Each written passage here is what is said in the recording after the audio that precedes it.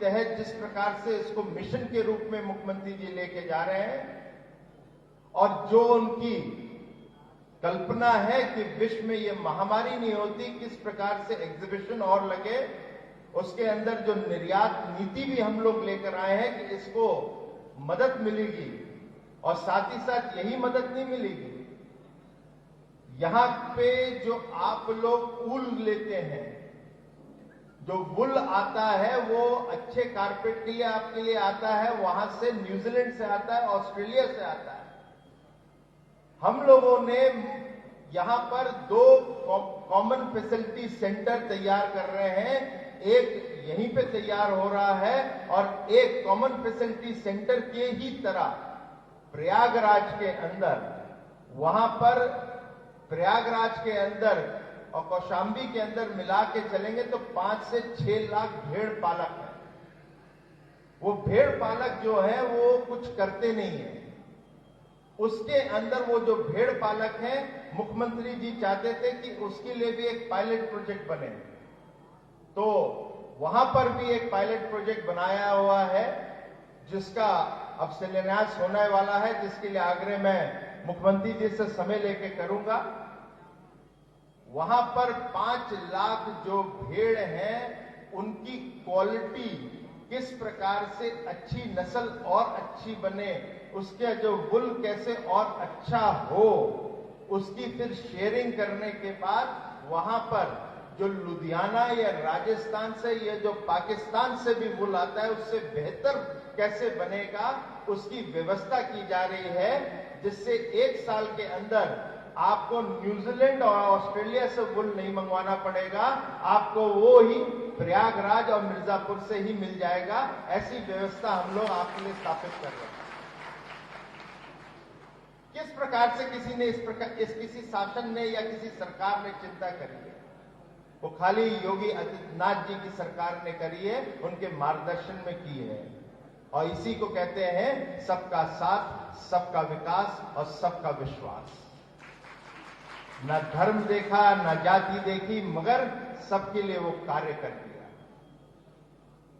तो आज जो हम लोग के बीच में ये लोकार्पण हो रहा है, ये बहुत बड़ी चीज है। भदोही की जो कारपेट इंडस्ट्री नहीं, जो घर घर में एक उद्योग बैठा हुआ है, उद्यमी बैठे हुए हैं, जो शिल्पकार बैठे हुए हैं, आपकी आमदनी बढ़ाने के लिए ये एक्सपोर्ट मार्ट खुला है। इसके लिए आप सभी को बधाई और माननीय मुख्यमंत्री जी को हृदय से फिर मैं धन्यवाद देता हूं कि आपने अपना समय निकालकर इसका लोकार्पण किया। बहुत बहुत धन्यवाद। जय हिंद।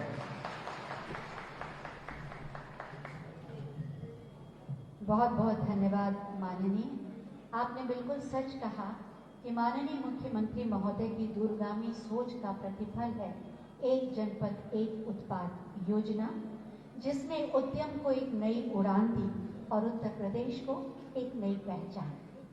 एक जनपद एक उत्पाद इस योजना पर आधारित एक छोटी सी फिल्म आइए देखते हैं।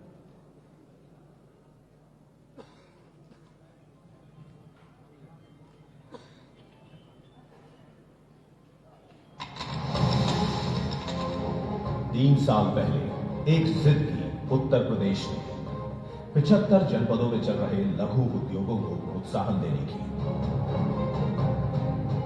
छोटे परंपरागत उद्योगों को वैश्विक पहचान देने की।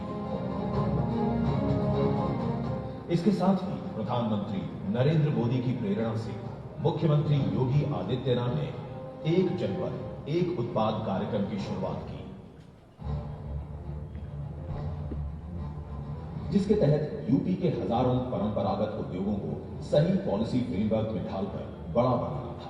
इसके लिए कई पुराने तरीकों को बदला गया, कहीं हस्तशिल्प और बेहतरीन कारीगरी के उत्पादों की पहचान कर अंतर्राष्ट्रीय बाजार तक पहुंचाने के प्रयास हुए, कहीं design packaging, marketing support, testing facility और उत्पाद गुणवत्ता में सुधार लाए गए, तो कहीं single window clearance, easy credit access, hand holding support प्रदान किया गया, कहीं स्किल डेवलपमेंट और टूल किट डिस्ट्रीब्यूशन स्कीम के तहत ट्रेनिंग दी गई, तो कहीं ओडीओपी के तहत 20 लाख तक की वित्तीय सहायता प्रदान की गई, कहीं ओडीओपी के कॉमन फैसिलिटी सेंटर्स की मदद से design bank, raw material bank, sales support training, skilling और पैकेजिंग को सपोर्ट दिया जा रहा है। इन सभी प्रयासों के चलते यूपी के लघु उद्योगों की क्षमता कई गुना बढ़ी और व्यापार क्षेत्र में अनेक संभावनाएं बढ़ी। 40,000 हस्तशिल्पियों एवं कारीगरों को निःशुल्क टूल किट दिया जा रहा है। कुल 1.14 लाख करोड़ मूल्य में से 80% ओडीओपी उत्पाद एक्सपोर्ट किए गए हैं, जो कि विगत एक वर्ष में 28% बढ़ा है। साथ ही कुल 14 ओडीओपी उत्पाद जीआई उत्पादों के रूप में पंजीकृत हुए हैं। 10 नए ओडीओपी उत्पादों को जीआई पंजीकृत कराया जा रहा है। Amazon India, bank of Baroda, NSC, PSC जैसे बड़े संगठनों से एमओयू साइन किए हैं। विश्व में उत्तर प्रदेश के ओडीओपी उत्पादों को वैश्विक पहचान दिलाने की ओर। तो आइए एक नई उड़ान भरते हैं, उत्तर प्रदेश की नई पहचान की कहानी लिखते हैं।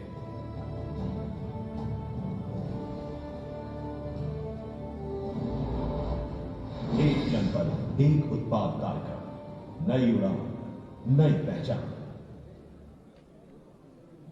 एक जनपद एक उत्पाद, नई उड़ान नई पहचान। यूपी का हुनर अब आपके घर। आज माननीय मुख्यमंत्री महोदय के कर कमलों द्वारा भदोही के विकास से जुड़ी अनेक परियोजनाओं का लोकार्पण और शिलान्यास किया जा रहा है। इस कारपेट एक्सपो मार्ट के शुभारंभ के साथ ही 197.21 करोड़ की ये परियोजनाएं, जिसमें से 10 परियोजनाओं का लोकार्पण और 5 परियोजनाओं का शिलान्यास होगा। मैं बहुत ही आदर के साथ माननीय मुख्यमंत्री महोदय से अनुरोध करूंगी कि वो बटन दबाकर इन सभी परियोजनाओं का लोकार्पण और शिलान्यास करें। 197.21 करोड़ की ये परियोजनाएं, 10 परियोजनाएं जिनका लोकार्पण होगा और 5 परियोजनाएं जिनका शिलान्यास होगा। चिकित्सा, स्वास्थ्य, सड़क परिवहन, पेयजल, गो संवर्धन, पशु चिकित्सा, इन सभी क्षेत्रों से जुड़ी ये परियोजनाएं, शिलापट का अनावरण और इसी के साथ भदोही के विकास का एक नया अध्याय प्रारंभ।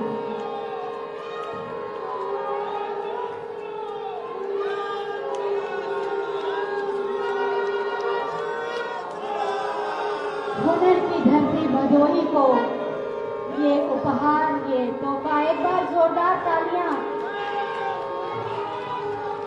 और अब बारी है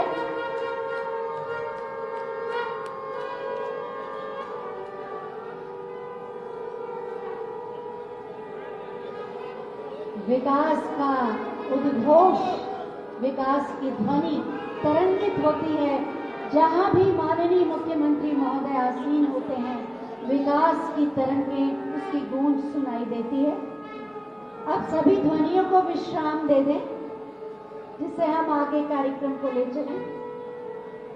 अब जैसा कि आप सब जानते हैं, आज विभिन्न योजनाओं में 500 लाभार्थियों को लाभ दिया जा रहा है। उन्हीं में से 11 लाभार्थियों को माननीय मुख्यमंत्री महोदय के कर कमलों द्वारा चेक और टूल किट दिया जाएगा। मैं लाभार्थियों के नाम ले रही हूं और माननीय मुख्यमंत्री महोदय से अनुरोध करूंगी कि वो इन्हें चेक प्रदान करें। सबसे पहले एक जनपद एक उत्पाद योजना में कालीन निर्माण के लिए चेक दिया जा रहा है। Messrs Aarush overseas Bhadohi, proprietor Shri Prabhat Barnwal, 180 lakh की धनराशि का चेक। तालियों की शुभकामनाओं का साथ मिलना चाहिए। श्री रमेश कुमार यादव जी, 40 लाख रुपए का चेक। तालियों का आशीर्वाद। टीएन कलेक्शन के प्रोप्राइटर श्री नफीस अहमद, 25 लाख रुपए का चेक। और इसके बाद मुख्यमंत्री युवा स्वरोजगार योजना के चेक दिए जाएंगे। सबसे पहले आमंत्रित कर रही हूं श्री प्रमोद कुमार मौर्य जी को फर्नीचर निर्माण के लिए 25 लाख का चेक। आप सबकी तालियों के बिना सब सूना लगता है। श्री सौरभ जायसवाल आयरन फैब्रिकेशन के लिए 25 लाख का चेक।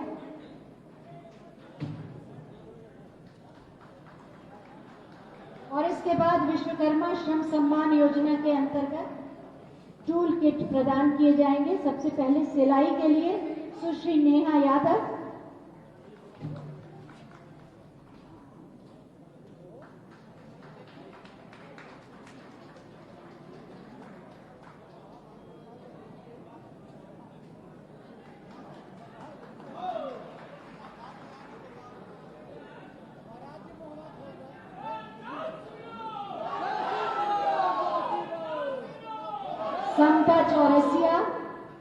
समता चौरसिया सिलाई का टूल किट।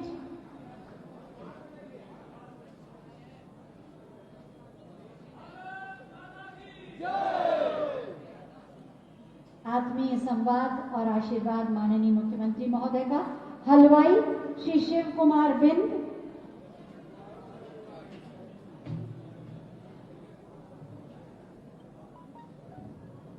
आपकी तालियों का आशीर्वाद मिलते रहना चाहिए। एक जनपद एक उत्पाद के लिए कालीन बुनाई के लिए टूल किट दिए जा रहे हैं, लेकिन प्रतीक स्वरूप यहां पर दिया जाएगा। श्री राजधर मौर्य जी।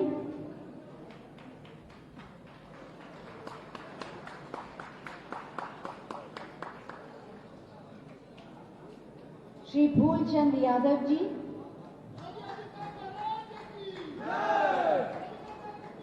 सभी के लिए एक ढंग से ताली बजाइए जोरदार।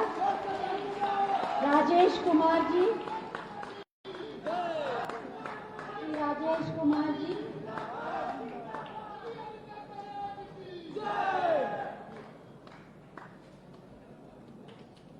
Shri Ashok Kumar ji.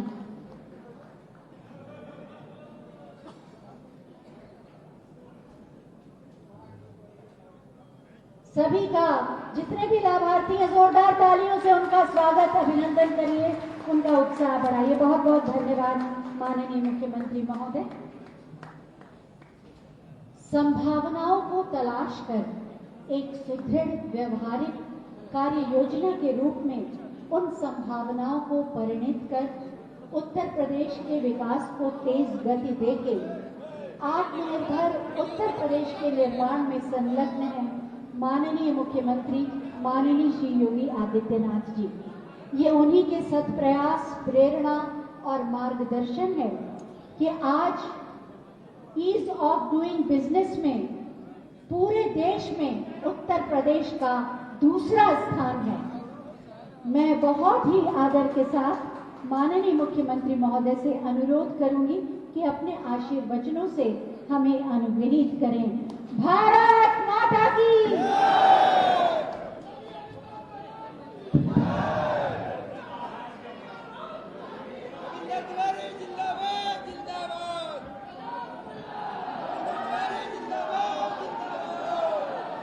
Carpet expo mart Bhadohi के आज के इस लोकार्पण कार्यक्रम में मंच पर उपस्थित प्रदेश के सूक्ष्म लघु मध्यम उद्यम और निर्यात प्रोत्साहन विभाग के मंत्री श्री सिद्धार्थनाथ सिंह जी, प्रदेश सरकार में मेरे सहयोगी मंत्री श्री रमाशंकर पटेल जी, माननीय सांसद श्री रमेश चंद्र बिंद जी, माननीय विधायकगण सर रविंद्रनाथ त्रिपाठी जी, श्री दीनानाथ भास्कर जी, भारतीय जनता पार्टी के क्षेत्रीय अध्यक्ष श्री महेश श्रीवास्तव जी, जिला के अध्यक्ष विनय श्रीवास्तव जी, निर्यात प्रोत्साहन परिषद के श्री सिद्धनाथ सिंह जी, अपर मुख्य सचिव सूक्ष्म लघु मध्यम उद्यम श्री नवनीत सहगल जी, भदोही के कारपेट उद्योग से जुड़े हुए सभी हमारे उद्यमीगण, हस्तशिल्पीगण और भारी संख्या में यहां पर उपस्थित शासन की विभिन्न योजनाओं से जुड़े हुए सभी लाभार्थीगण और भदोही के मेरे उपस्थित भाइयों बहनों, मैं सबसे पहले भदोही जनपद को राज्य सरकार की ओर से कारपेट एक्सपो मार्ट के इस लोकार्पण के लिए हृदय से बधाई देता हूं। आप सबके प्रति मैं अपनी शुभकामनाएं भी देता हूं। पिछले 1 वर्ष से हम लोग प्रतीक्षारत थे कि इस कार्यक्रम के साथ हम यहां पे प्रत्यक्ष रूप से जुड़ करके इस जनपद के हस्तशिल्पियों का अभिनंदन कर सकूं, जिन्होंने अपने हुनर से इस जनपद को एक नई पहचान दिलाई है। वे सचमुच हमारे लिए अभिनंदनीय है। जिन लोगों ने एक समय में बिना किसी सरकारी सहयोग के, बिना किसी सरकारी प्रोत्साहन के अपने स्वयं के पुरुषार्थ और परिश्रम से न केवल भदोही जनपद को प्रदेश में बल्कि देश और दुनिया में भी एक स्थान दिलाया, ऐसे सभी हस्तशिल्पी, कारपेट उद्योग से जुड़े हुए जितने भी उद्यमी हैं, इन सब का मैं हृदय से अभिनंदन करता हूं और इसीलिए मैं विशेष रूप से यहां पर आया हूं। एक कोरोना कालखंड है। मार्च से लेकर के अब तक आज दिसंबर की अंतिम तिथि है। जब मैं 2019 में यहां आया था तब मैंने आप लोगों से कहा था कि मैं शीघ्र आऊंगा, कारपेट एक्सपो मार्ट के उद्घाटन के लिए आऊंगा। लेकिन पिछले 9-10 महीनों से हम लोग केवल और केवल उत्तर प्रदेश की 24 करोड़ जनता को बचाने के लिए प्रधानमंत्री मोदी जी के मार्गदर्शन में कोरोना से जूझते हुए, उससे लड़ते हुए और प्रदेश की 24 करोड़ जनता को सुरक्षित रखते हुए जो एक व्यापक कार्य योजना बना रहे थे, उसके कारण यहां पर चाहते हुए भी मैं कार्यक्रम नहीं दे पाया था।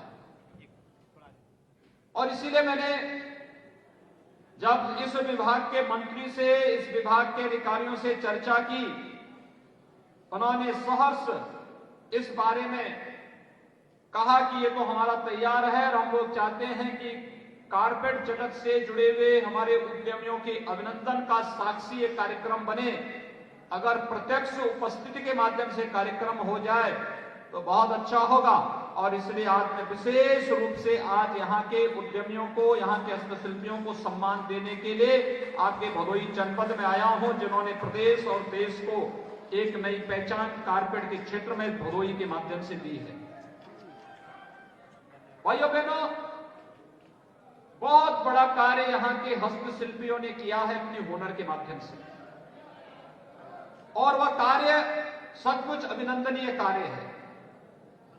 इस अभिनंदनीय कार्य के लिए जितनी भी इसकी प्रशंसा की जाए वह कम है, और उसी के लिए मैं आज आपके बीच आया हूं आपसे कहने के लिए कि इन हस्तशिल्पियों को और उन उद्यमियों को आगे बढ़ाने के लिए सरकार हर प्रकार का सहयोग करेगी। सरकार हर प्रकार का सहयोग देने के लिए, आश्वासन देने के लिए यहां पर आपके बीच आई है। आपने देखा होगा कोरोना कालखंड के दौरान केंद्र और प्रदेश सरकार ने जिस तत्परता के साथ और जिस प्रतिबद्धता के साथ जनता जनार्दन की सेवा की, एक एक व्यक्ति की जान की कीमत को महत्व देते हुए हर एक व्यक्ति को शासन की योजनाओं के साथ जोड़ना और फिर उसके माध्यम से उन्हें प्रोत्साहित करने के लिए जो कार्यक्रम बनाए, उसी श्रृंखला में प्रधानमंत्री मोदी जी ने आत्मनिर्भर भारत की परिकल्पना की बात हम सबको दी और उत्तर प्रदेश आत्मनिर्भर भारत में सहयोगी बन सके, इस दृष्टि से एक जनपद एक उत्पाद की यह अभिनव कार्य योजना प्रधानमंत्री मोदी जी की प्रेरणा से 2018 में उत्तर प्रदेश ने प्रारंभ की थी। एक जनपद एक उत्पाद में अगर हमने वाराणसी के साड़ियों को स्थान दिया तो भदोई के कालीन को भी हमने प्रदेश के अंदर एक जनपद, एक उत्पाद में महत्व दिया, स्थान दिया। और भाइयों बहनों, हमारे पूर्वज बहुत अभिनंदनीय हैं, वे सभी पूर्वज जिन्होंने उत्तर प्रदेश की वर्तमान पीढ़ी के लिए आत्मनिर्भर भारत के माध्यम से स्वावलंबन का मार्ग प्रशस्त किया।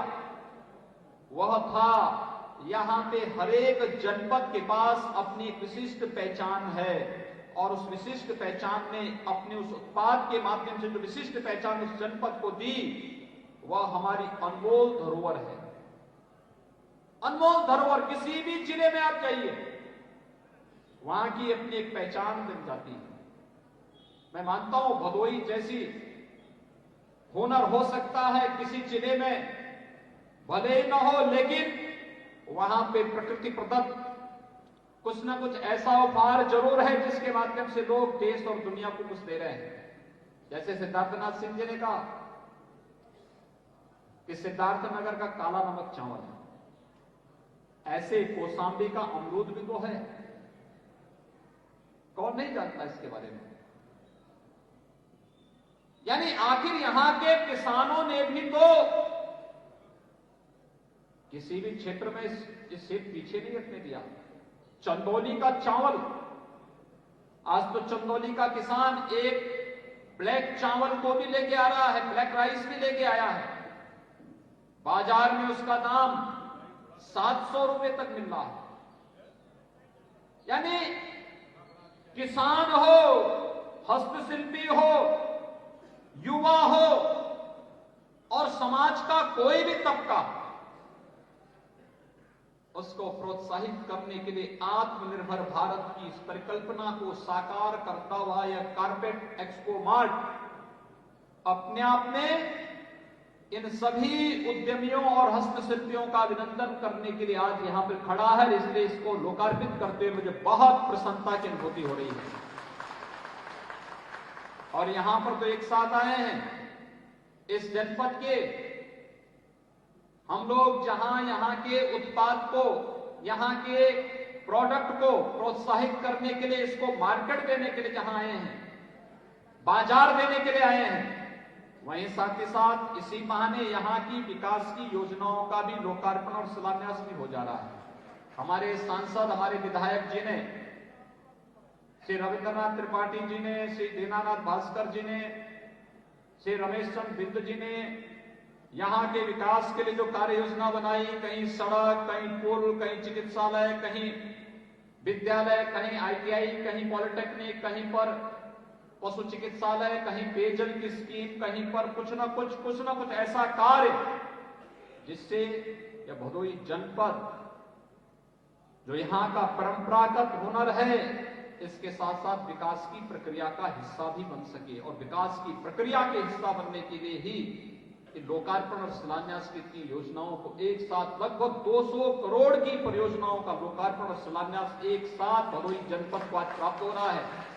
भदोई के भाइयों बहनों, मैं इसके लिए अपने सांसद जी को, विधायक, दोनों लोकप्रिय विधायकों का हृदय से इन्हें बधाई देता हूं। आप सबको भी बधाई देते हुए आपका अभिनंदन भी करता हूं, क्योंकि ये कार्य करने में जनप्रतिनिधि इसलिए सफल हो रहे हैं क्योंकि आपने इन्हें चुना, आपका जो समर्थन इन्हें है, इसलिए लखनऊ आकर के योजनाओं को इस धरातल पर बढ़ाने में सफल हो जाते हैं, विकास की प्रक्रिया के साथ आपको जोड़ने में सफल हो जाते हैं, विकास में जनपद पिछड़ने न पाए, इसमें लोग सफल हो जाते हैं। बहुत सारी संभावनाएं हैं और उत्तर प्रदेश तो असीम संभावनाओं वाला प्रदेश है, असीम संभावनाओं वाला प्रदेश है। आपने देखा होगा दीपावली के अवसर पर, दीपावली के अवसर पर हर घर में मिट्टी के दीप और गोबर के दीप जलाए गए। ये अब चीन से नहीं आए, यहीं के कारीगरों ने इसको बनाया, पैसा भी यहीं गया, उसके जीवन में खुशहाली आई। और जब अब मिट्टी और गाय के गोबर से बने हुए दीप जब घर घर में चले तो लक्ष्मी गणेश जी का प्राकट्य स्वयं हर घर में हो गया, इसलिए तो खुशहाली आ रही है।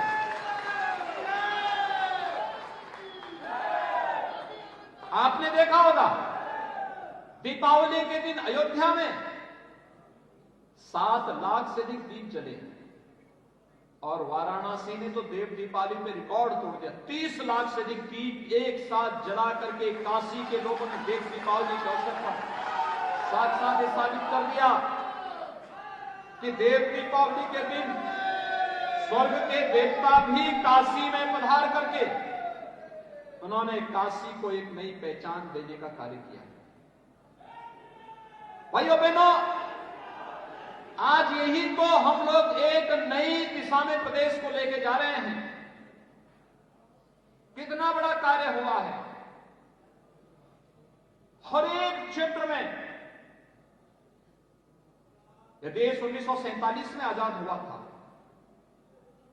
1947 से लेकर के 2014 तक इस देश के अंदर सरकारें क्या कर रही थी? आखिर गरीबों को मकान तब क्यों नहीं मिल रहे थे? गरीबों के लिए शौचालय तब क्यों नहीं मिल पा रहे थे? गरीबों को बिजली के कनेक्शन और रसोई गैस के कनेक्शन तब क्यों नहीं मिल पा रहे थे? गरीबों को आयुष्मान भारत में 5 लाख रुपए का स्वास्थ्य बीमा का कवर क्यों नहीं मिल रहा था? किसानों को न्यूनतम समर्थन मूल्य क्यों नहीं मिल पा रहा था? और किसान सम्मान निधि किसानों को क्यों नहीं मिल पा रही थी? क्योंकि उनके एजेंडे में किसान नहीं था, उनके एजेंडे में गांव नहीं था, उनके एजेंडे में गरीब नहीं था, नौजवान नहीं था, महिलाएं नहीं थी। उनके एजेंडे में तो जाति थी, परिवार था, मत और मजहब के आधार पर सामाजिक ताने बाने को छिन्न भिन्न करना ही उनके एजेंडे का हिस्सा था। वे भारत को मजबूत नहीं मजबूर बनाना चाहते थे और मोदी जी ने भारत को मजबूत भारत बनाया है। एक भारत श्रेष्ठ भारत की परिकल्पना को साकार कर रहे हैं प्रधानमंत्री मोदी जी। ये आत्मनिर्भर भारत भी इसी मजबूत और शक्तिशाली भारत का एक आधार है। और इसीलिए तो आपने कोरोना कालखंड में देखा दुनिया की बड़ी बड़ी ताकतें लटक गई, पूरी तरह पस्त हो गई, लेकिन प्रधानमंत्री मोदी जी के नेतृत्व में भारत मजबूती के साथ कोरोना के खिलाफ लड़ाई लड़ा और मजबूती से लड़ाई लड़ने का परिणाम क्या है? सारी चीजें एक साथ आगे बढ़ती हुई दिखाई दे रही हैं और यहां के हस्तशिल्पियों और उद्यमियों ने तो कमाल कर दिया। भदोही के देश के अंदर 5,000 करोड़ रुपए का कुल कालीन एक्सपोर्ट होता है, यानी निर्यात किया जाता है दूसरे देशों में, और उसमें से अकेले 80% यानी 4,000 करोड़ रुपए का एक्सपोर्ट भदोही के द्वारा होता है। भदोही के उद्यमियों और हस्तशिल्पी भाइयों, मैं आपका अभिनंदन करता हूं। आपकी इस हुनर ने भदोही को एक नई पहचान दिलाई है। अकेले भदोही 80% इस निर्यात में योगदान देता है और भदोही के साथ ही अन्य जगह भी इसी प्रकार का आप देखेंगे लगभग 7,000 करोड़ रुपए का ब्रास के आइटम मुरादाबाद के एक्सपोर्ट हो रहे हैं। आज इत्र बनाने के लिए नई तकनीक एक कन्नौज के अंदर, फिरोजाबाद अपने ग्लास की आइटम के लिए दुनिया के अंदर फिर से अपनी हुनर का लोहा मनवा रहा है।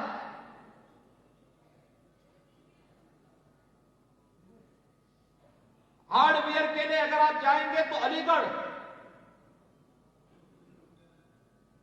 खुर्जा अपनी पोल्ट्री के लिए, स्पोर्ट्स आइटम के लिए दुनिया के सभी स्पोर्ट्स आइटम कहीं आपको मिल सकते हैं तो मेरठ के अंदर मिल सकते हैं। और अगर आपको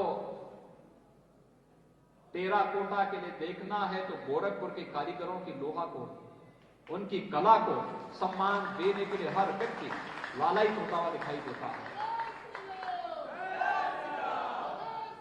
काष्ठ कला देखनी है तो सहारनपुर जाइए,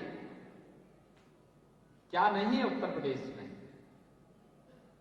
उसको प्रोत्साहन की आवश्यकता थी और प्रोत्साहन ऐसे ही कहीं पे कारपेट एक्सपो मार्ट बनाएंगे, कहीं पे ट्रेड फैसिलिटेशन सेंटर बनेंगे, कहीं पर कॉमन सर्विस सेंटर बनेंगे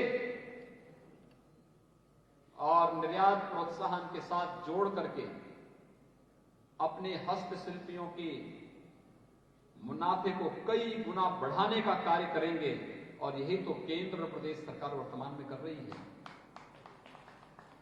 भाइयों बहनों, उद्देश्य एक ही है, हर एक चेहरे पर खुशहाली लाना, गांव के लिए भी, गरीब के लिए भी, किसान के लिए भी, नौजवान के लिए भी, महिलाओं के लिए भी। अपने नए हस्तशिल्पियों को प्रोत्साहन करने के लिए उनकी ट्रेनिंग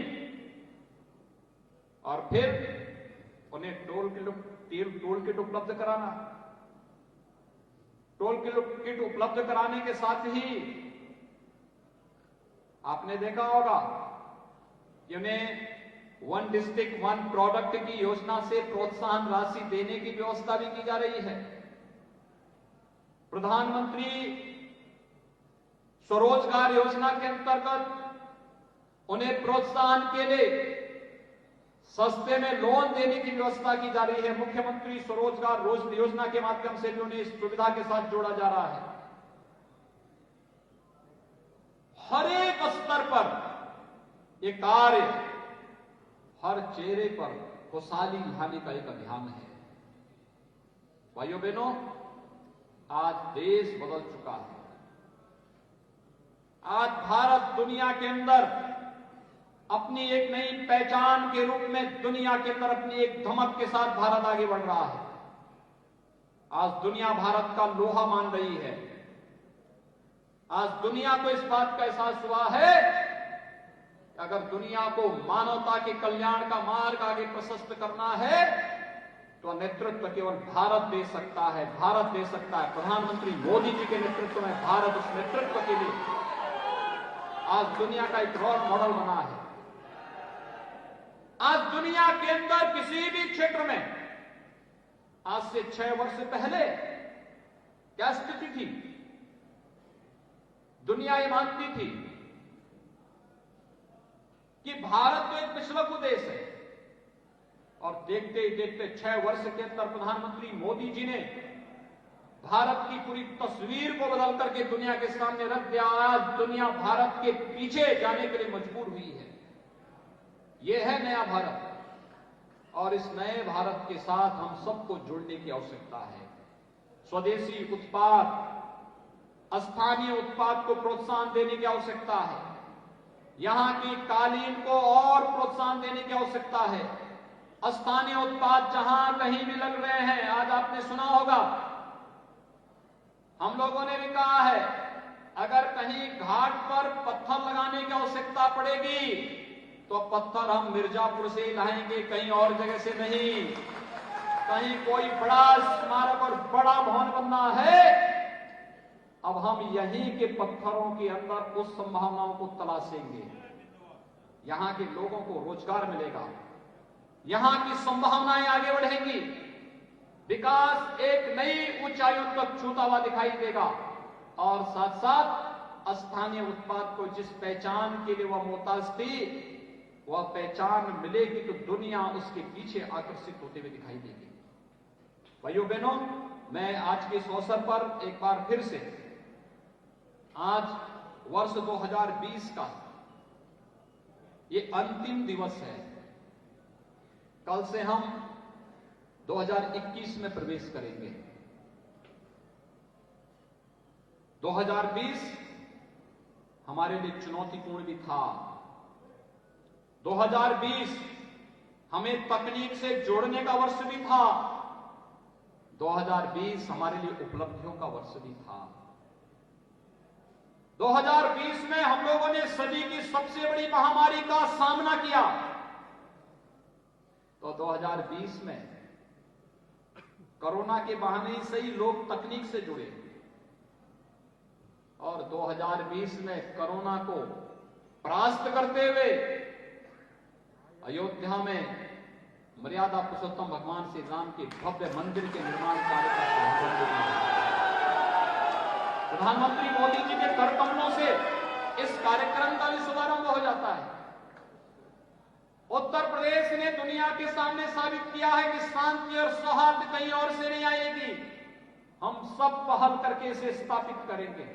और उत्तर प्रदेश ने शांति और सौहार्द का वो एक नया संदेश पिछली सरकारों को तो दिया ही दिया है, दुनिया को भी दिया है। हम सब अब विकास के लिए आग्रही बनेंगे, झगड़ा फसाद के लिए नहीं बनेंगे। अब एक नई दिशा में विकास के प्रति, इसीलिए तो नए नए कार्यक्रम चल रहे हैं। आपने देखा होगा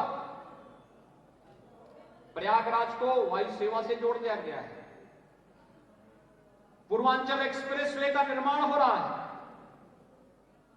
सोनभद्र में भी हम एक नया एयरपोर्ट बना रहे हैं, चित्रकूट में एयरपोर्ट का निर्माण युद्ध स्तर पर चल रहा है, आजमगढ़ में भी एयरपोर्ट का निर्माण हो रहा है। ऐसे ही लगभग 14 स्थानों पर नए एयरपोर्ट बन रहे हैं। 7 स्थानों पर वायु सेवा के साथ हम लोगों ने एयरपोर्ट को जोड़ दिया है।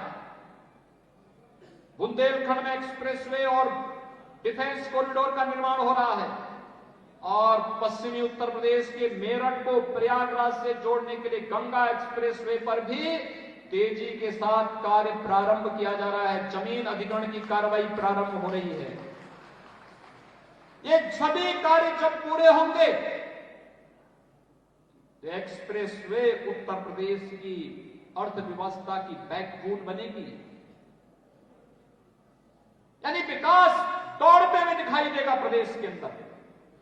उत्तर प्रदेश के युवाओं को पलायन नहीं करना पड़ेगा। हर जनपद में हर एक स्तर पर उसकी रुचि, उसकी योग्यता, उसकी क्षमता के अनुरूप से कार्य भी स्थानीय स्तर पर उपलब्ध कराने में हम सफल होंगे। और इसलिए रोजगार की इन संभावनाओं को बढ़ाने के लिए भविष्य के उज्जवल अभियान को आगे बढ़ाने के लिए प्रदेश सरकार पूरी प्रतिबद्धता के साथ कार्य कर रही है। मैं आह्वान करूंगा अपने किसान भाइयों का भी, उन्होंने अपनी मेहनत से भारत को खाद्यान्न उत्पादन में आत्मनिर्भर बनाया है और आज प्रधानमंत्री मोदी जी के नेतृत्व में आत्मनिर्भर भारत की इस परिकल्पना को साकार करने का जो कार्य पहले आपने किया, अब हमारे हस्तशिल्पी करने जा रहे हैं। हमारा यह युवा अपनी ऊर्जा और अपनी प्रतिभा के माध्यम से इसे आगे बढ़ाने का कार्य करेगा। ये ऊर्जा और प्रतिभा सचमुच हमारी एक स्वयं की उपलब्धि है और इसीलिए तो हम लोगों ने प्रदेश के अंदर इस बात को तय किया कि सरकारी नौकरी पर अब कोई व्यक्ति बोली नहीं लगा पाएगा। उत्तर प्रदेश के युवाओं को सरकारी नौकरी से कोई वंचित नहीं कर पाएगा। पिछले 3-4 साल के दौरान आपने देखा होगा 4.25 लाख नौजवानों को सरकारी नौकरी उपलब्ध कराने में हमने सफलता प्राप्त की। और मैं दावे के साथ कह सकता हूं, जब प्रदेश सरकार के 4 साल के कार्यकाल पूरे होंगे तब तक प्रदेश के अंदर 4 लाख नौजवानों को हम सरकारी नौकरी पूरी दे चुके होंगे। लाखों नौजवानों को निजी क्षेत्र में हम नौकरी और रोजगार के साथ जोड़ चुके होंगे। करोड़ों नौजवानों को स्वरोजगार के साथ हम जोड़ चुके होंगे। 31,000 करोड़ रुपए का लोन तो केवल हम लोगों ने एमएसएमई यूनिट को प्रदेश में कोरोना कालखंड के दौरान दिलाया है। आप सोचिए कितने लोगों को इसके साथ रोजगार मिलेगा। और एक कालीन उद्योग तो उसका एक जीता जागता प्रमाण है।